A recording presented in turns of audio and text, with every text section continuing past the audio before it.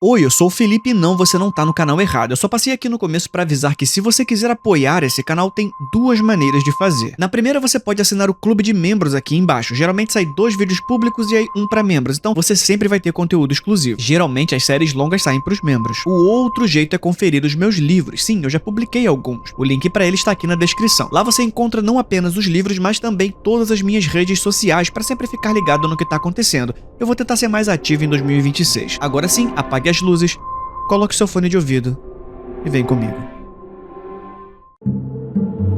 Todo mundo na delegacia de homicídios tinha uma teoria sobre mim. Alguns policiais diziam que eu possuía um instinto raro. Outros acreditavam que eu mantinha informantes espalhados pela cidade e protegia seus nomes para continuar recebendo informações. A maioria preferia uma explicação mais chamativa. Eles achavam que eu era vidente. Eu nunca os corrigi. A verdade era simples. Eu também desconhecia uma explicação melhor. A primeira vez aconteceu durante o caso Sampaio. Encontraram Helena Sampaio morta dentro da própria casa numa rua residencial de Campinas. A filha passou a manhã telefonando para ela. Depois do almoço, pediu que um vizinho verificasse se estava tudo bem. Ele viu a porta dos fundos aberta, chamou a polícia e esperou do lado de fora. Helena estava caída no corredor entre a cozinha e a sala. A perícia calculou que ela havia morrido na noite anterior. O assassino a atingiu 2 vezes no peito e limpou parte do sangue perto do corpo. A casa não apresentava sinais de invasão. Nenhum morador ouviu gritos. As câmeras das casas próximas não registravam pessoas desconhecidas. A filha tinha passado a noite em outra cidade. O ex-marido possuía um álibi confirmado. Depois de 4 dias, a investigação continuava sem suspeitos. Voltei sozinho à casa numa tarde. Eu queria rever o trajeto que o assassino havia feito. Atravessei a cozinha, examinei a porta dos fundos e parei diante da janela que dava para o quintal. Foi quando ouvi a voz: "O depósito do jardim." Olhei através do vidro. Havia um pequeno cômodo nos fundos, usado para guardar ferramentas. Os outros investigadores já tinham revistado o lugar. Eu mesmo lera o relatório. A voz repetiu: "O depósito do jardim." Fiquei parado por quase 1 hora. Pensei em ligar para alguém. Pensei em ir embora e fingir que aquilo nunca tinha acontecido. Acabei atravessando o quintal. O depósito cheirava a madeira úmida e produto de limpeza. Caixas velhas ocupavam uma parede. Retirei cada uma até encontrar 3 tábuas com marcas recentes nos parafusos. Debaixo do assoalho, encontrei uma faca embrulhada numa sacola de supermercado. O sangue de Helena cobria a lâmina. As digitais pertenciam a Renato, o vizinho que havia encontrado a porta aberta. Prenderam Renato naquela noite. Ele gritou que era inocente durante todo o trajeto até a delegacia. Disse que nunca havia tocado naquela faca. Jurou que alguém tinha colocado a arma no depósito para incriminá-lo. Todo acusado dizia alguma coisa parecida. A promotoria considerou o caso simples. Renato reconhecia a vítima, possuía uma cópia da chave e havia discutido com ela por causa de uma árvore que avançava sobre o terreno dele. O sangue encontrado numa manga de sua camisa encerrou qualquer dúvida para os investigadores. Depois daquele caso, as vozes passaram a fazer parte da minha carreira.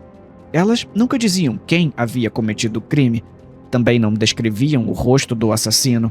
Elas indicavam onde eu deveria procurar. No segundo caso, um homem apareceu morto num apartamento abandonado no centro. A polícia encontrou o corpo dentro de um banheiro. A vítima havia levado uma pancada na cabeça. Porém, nenhum objeto compatível apareceu no imóvel. 2 noites depois, acordei com uma frase dentro da cabeça: "Atrás da caixa d'água." Subi até o terraço do edifício na manhã seguinte. Encontrei um martelo dentro de um saco preto, preso entre a parede e a base da caixa d'água. As digitais pertenciam ao ex-marido da vítima. Ele afirmou que jamais havia entrado naquele prédio. Também explicou que o martelo havia desaparecido de sua oficina meses antes. Ninguém acreditou. Então veio outra voz. Depois, outro assassinato. Uma chave de fenda apareceu dentro da churrasqueira de uma casa vazia. O sangue na ponta pertencia a uma mulher encontrada morta em um estacionamento. Um fio de cabelo preso ao cabo levou a polícia até o namorado dela. Ele jurou inocência. Meses depois, encontrei uma pistola dentro do forro de uma escola desativada. A balística confirmou que a arma havia disparado o projétil retirado do corpo da vítima. A perícia encontrou material genético de um antigo sócio no carregador. O homem chorou durante o interrogatório. Repetiu que alguém estava destruindo sua vida. As provas sempre estavam onde a voz mandava procurar. E as provas nunca mentiam. Os policiais começaram a me chamar de Detetive Vidente. O apelido atravessou os corredores da delegacia e chegou aos repórteres.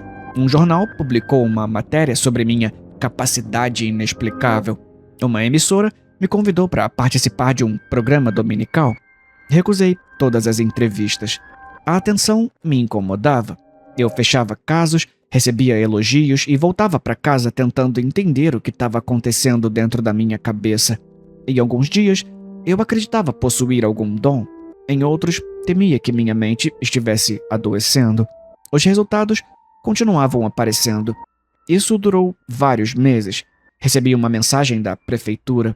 Meu delegado me indicou para uma promoção. Famílias de vítimas mandavam cartas agradecendo pelo meu trabalho. Pessoas que eu nunca havia conhecido pediam ajuda para localizar parentes desaparecidos.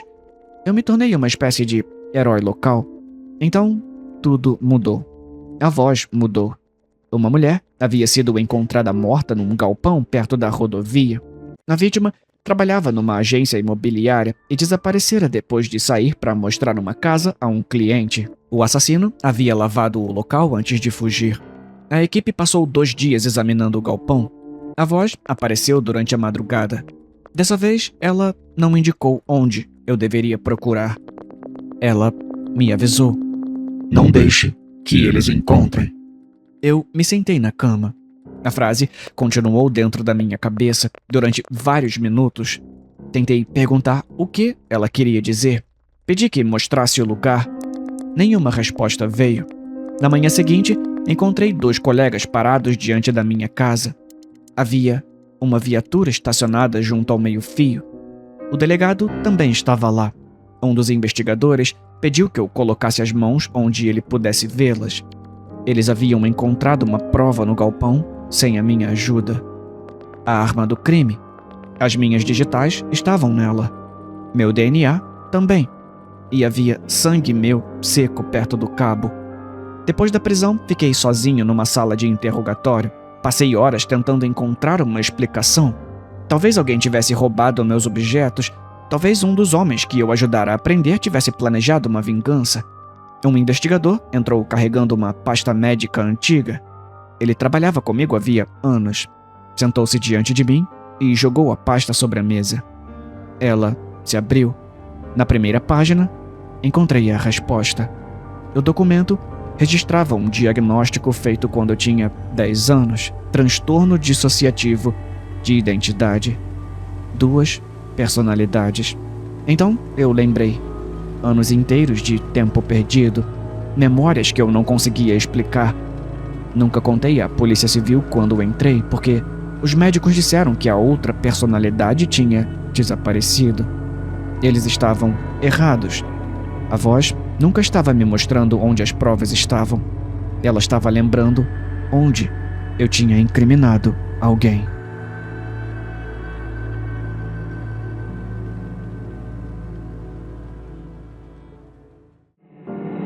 O menino macaco.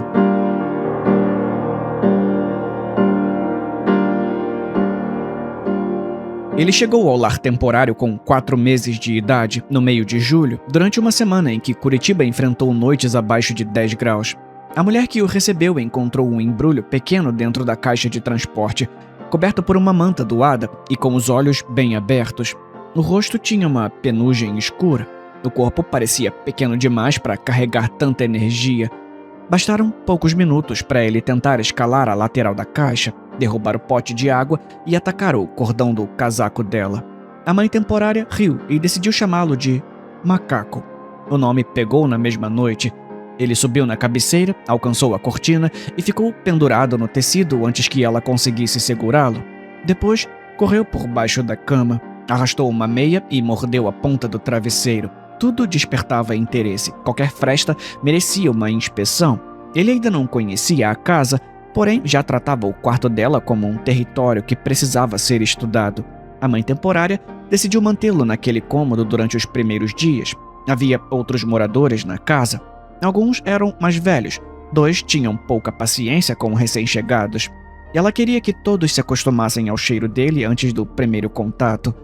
O quarto tinha uma janela voltada para a rua e recebia sol durante parte da manhã. Ela preparou um canto com cobertores, água, comida e uma caixa onde ele podia se esconder. Mesmo assim, sempre que ela saía, Macaco parava diante da porta e esperava.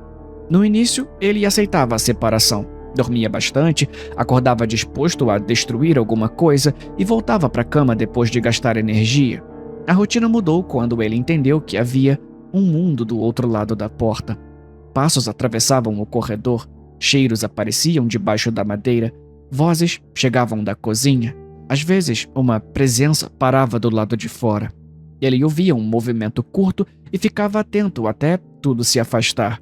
Logo, o quarto deixou de bastar. Macaco conhecia cada móvel, sabia onde a luz da rua aparecia durante a madrugada e qual tábua do piso estalava perto da cômoda. Descobriu que podia alcançar a maçaneta usando a cadeira, mas ainda não tinha força para baixá-la. Tentou empurrar a porta pelo vão inferior. Depois passou a seguir a mãe temporária até a saída, prendendo-se à barra da calça e olhando para ela com uma insistência que dispensava tradução. Ela respondia sempre da mesma maneira: "Você só vai conhecer o resto da casa depois da consulta." Macaco não gostava daquela palavra. Consulta significava caixa fechada, carro e um lugar impregnado por produtos fortes. Ele já havia passado por uma visita rápida quando chegou. Uma pessoa de jaleco examinou seu corpo, tocou sua barriga e colocou uma agulha nele. Desde então, qualquer aproximação da caixa de transporte fazia Macaco desaparecer debaixo da cama. Durante algumas semanas, ele fingiu que havia desistido. Parou de esperar junto à porta e deixou a maçaneta em paz.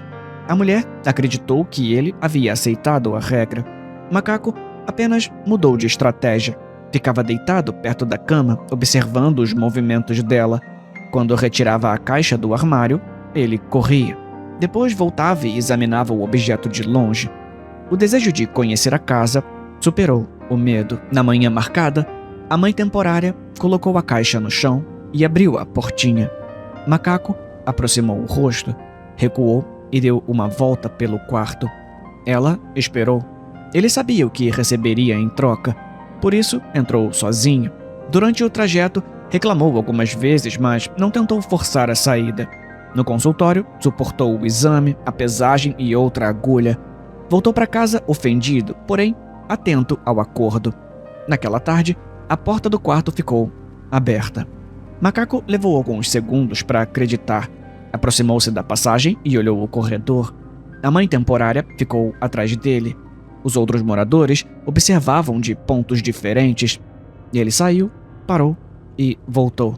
Na segunda tentativa, alcançou a sala, examinou a base do sofá e descobriu uma escada. Antes do anoitecer, já tinha entrado na cozinha, visitado o banheiro e escolhido um lugar alto de onde podia acompanhar a casa. A convivência com os irmãos exigiu cuidado. O mais velho ignorava Macaco sempre que podia. A irmã do meio fazia um ruído de advertência quando ele chegava perto demais. O terceiro aceitava brincar, desde que Macaco respeitasse os limites. Ele raramente respeitava. Corria atrás deles, tomava brinquedos e ocupava lugares que já tinham dono. Recebeu algumas correções e aprendeu parte das regras. Os meses avançaram. Macaco cresceu, ganhou força e começou a ocupar a casa inteira. Dormia perto da mulher durante a tarde. Esperava por ela quando ouvia a chave na porta. Se alguém desconhecido entrava, ele observava à distância. A mãe temporária começou a perceber que a despedida prevista no início ficaria difícil. Ela recebia mensagens de interessados, respondia perguntas e adiava visitas. A decisão ocorreu depois de uma madrugada chuvosa. Um trovão acordou Macaco, que atravessou o quarto e se encolheu junto ao corpo dela. Até aquele momento, ele procurava abrigo, mas tinha distância o suficiente para fugir. Naquela noite, permaneceu ali. Pela manhã, ela cancelou a conversa com uma família interessada e pediu os documentos necessários para concluir a adoção. A mãe temporária deixou de ser temporária. Ela assinou os papéis, atualizou o cadastro e acrescentou o sobrenome da família ao nome dele. A casa que deveria abrigá-lo por algumas semanas passou a ser o endereço definitivo de Macaco. Os outros moradores continuaram impondo regras, porém já o aceitavam no grupo. Ele também começou a agir com a segurança de quem sabia que ninguém o levaria embora. A mudança apareceu primeiro no jeito de dormir. Antes, Macaco escolhia cantos protegidos e acordava diante de qualquer movimento. Depois da adoção, passou a ocupar o meio da cama, esticava o corpo, virava de barriga para cima e ficava exposto durante horas. Também parou de esconder comida. Nos primeiros meses, guardava pedaços nos cantos. Aos poucos, entendeu que o pote seria preenchido outra vez. A mãe de verdade acreditou que o passado havia ficado para trás. Ela via Macaco brincando com os irmãos, acompanhando o movimento da casa e pedindo atenção sempre que queria. Ele tinha cobertores, água limpa e comida. Tinha um nome, tinha uma mulher que o procurava quando ele sumia por mais de alguns minutos. Macaco continuava atento a ruídos desconhecidos. O hábito vinha dos primeiros meses, quando qualquer barulho podia anunciar uma disputa. Ele reconhecia o motor da geladeira, o cano do banheiro e a madeira da escada. Por isso, percebeu imediatamente quando um som novo apareceu dentro da parede do quarto. Começou durante a madrugada. Houve um arranhão perto do rodapé, seguido por pequenos movimentos atrás do gesso. Macaco ergueu a cabeça. O som cessou. Na noite seguinte, voltou no mesmo horário. Ele aproximou o rosto da parede, acompanhou o trajeto e percebeu que alguma coisa circulava entre o armário e o corredor. A família já havia comentado sobre ratos. Um vizinho encontrou embalagens roídas na garagem, outro disse que viram um deles perto das lixeiras. Dentro de casa, os humanos atribuíam os ruídos ao encanamento velho. A mãe de verdade verificou o rodapé, não encontrou buracos e encerrou o assunto. Macaco não aceitou a explicação. Ele passou a vigiar o quarto durante a noite, dormia durante o dia e acordava quando a casa ficava quieta. Seguia o som de um canto para o outro. Às vezes, encontrava pequenos sinais perto do armário. Em outras noites, sentia um cheiro que não pertencia a nenhum morador. Tentou alertar os irmãos. O mais velho se afastou. A irmã observou por alguns minutos e perdeu o interesse. Macaco decidiu que encontraria a origem sozinho. Ele examinou o espaço atrás dos móveis, empurrou caixas e tentou alcançar o vão sob o armário. O corpo tinha crescido, mas ainda conseguia atravessar aberturas estreitas. A mãe de verdade o retirou dali 2 vezes e bloqueou a passagem com livros. Na mesma noite, ele derrubou os livros e voltou ao trabalho. Uma noite, ele encontrou eles, um ninho inteiro de ratos. Seguiu o barulho por um vão atrás do armário, espremendo o corpo com paciência até alcançar o ponto em que a madeira terminava e o cheiro mudava. Viu olhos brilhando no escuro, focinhos nervosos, rabos finos enroscados uns dos outros. Eram muitos, amontoados, ocupando um buraco quente no coração da parede. Ele se lembrou de como era a vida antes de ser resgatado. Noites frias, fome, disputa por restos de comida com outros animais. Lembrou de sentir medo o tempo todo. Ainda assim, quis tentar ser bonzinho. Então, pediu para eles irem embora, num miado baixo que, na cabeça dele, era uma proposta de trégua, numa tentativa inútil de paz. Os ratos responderam mostrando os dentes. Riram dele à maneira deles, rangendo, correndo em volta sem sair do lugar, desafiando. E ele não gostou nada disso. A coisa dentro dele, que lembrava o frio da rua, acordou inteira. Na manhã seguinte, a mãe de verdade o encontrou desmaiado numa poça de sangue, o pelo grudado, o corpo mole, respirando de leve. Pensando o pior, ela começou a chorar, a voz falhando enquanto chamavam o nome dele, perguntando ao menino macaco o que tinha acontecido, mesmo achando que ele não responderia, com o coração já preparado para o pior cenário. Para grande alegria dela, ele piscou, acordou e olhou em volta. Os olhos meio vidrados, sangue em volta da boca. A mãe de verdade logo percebeu que não era o sangue dele. Ele tinha matado todos os ratos. Você é um bom gatinho, macaco. Agora vem, vamos fazer carinho, disse a mãe de verdade.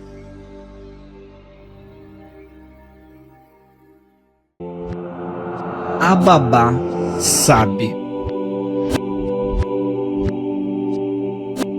Querida, que música é essa? Parei na porta, observando a nova babá cantarolar baixinho enquanto dobrava as roupas da Emma. A melodia era estranhamente familiar. Ah, só uma coisa que a minha avó cantava. Ela sorriu, sem levantar o olhar. Meu sangue gelou. Aquele fio de voz atravessou o quarto inteiro e foi bater num pedaço da minha memória que eu tinha trancado a 7 chaves. Aquela cantiga de ninar. A mesma melodia arrastada. As mesmas pausas estranhas entre uma palavra e outra. O mesmo final que não rimava com nada, só parava seco. A mesma que minha avó murmurava para mim todas as noites antes de morrer, sentada na ponta da cama. A mão fria fazendo carinho no meu cabelo. A mesma que ela me fez prometer com os dedos ossudos, apertando o meu pulso com uma força surpreendente que nunca ensinaria a mais ninguém. Por um momento, o quarto da Emma sumiu. E eu voltei pro meu quarto de criança, o abajur amarelo ligado, o papel de parede descascado no canto, o cheiro de cânfora e remédio. Eu lembrava nitidamente do rosto da minha avó naquela noite em que ela fez eu repetir a promessa em voz alta. 3 vezes, até ela ficar satisfeita. Ela tossia, os olhos fundos e, mesmo assim, a voz saía firme na cantiga. Onde você ouviu isso? Perguntei, tentando manter a voz firme, mas sentindo cada sílaba tremer dentro da boca. A minha língua parecia pesada. Eu sabia que não era uma música que se pega por aí em programa infantil ou vídeo na internet. A babá finalmente me olhou, devagar, como se estivesse saindo de um transe. Os olhos encontrando os meus com uma intensidade que me fez dar um passo para trás sem nem perceber. Eram olhos escuros, atentos demais, como se estivessem me avaliando desde o instante em que eu entrei no quarto.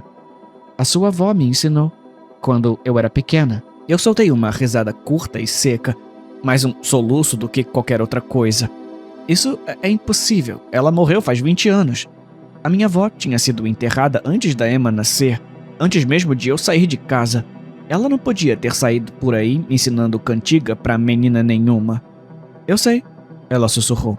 A voz perdeu o tom alegre e virou quase um sopro. Eu tinha 5 anos quando ela veio até mim, logo depois que morreu.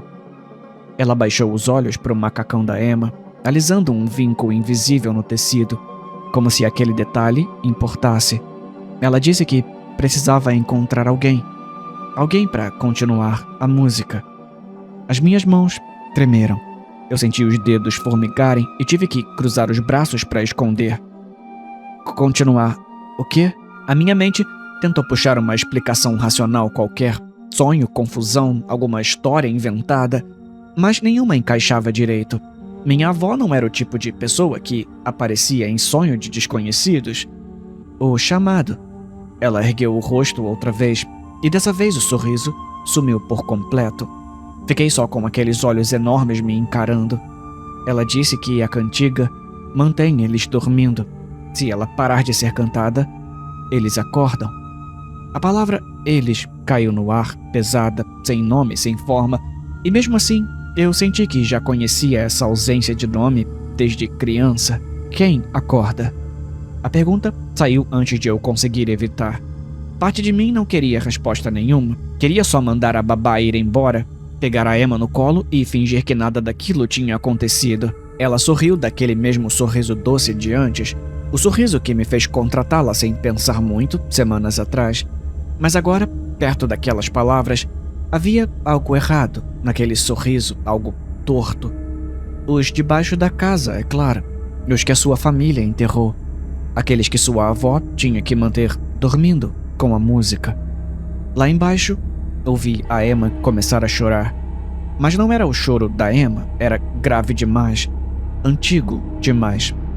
Não se preocupa, disse a babá, voltando a cantarolar. Eu vou ensinar para Emma também. Alguém precisa continuar depois que eu me for. As tábuas do piso, sob os nossos pés, gemeram.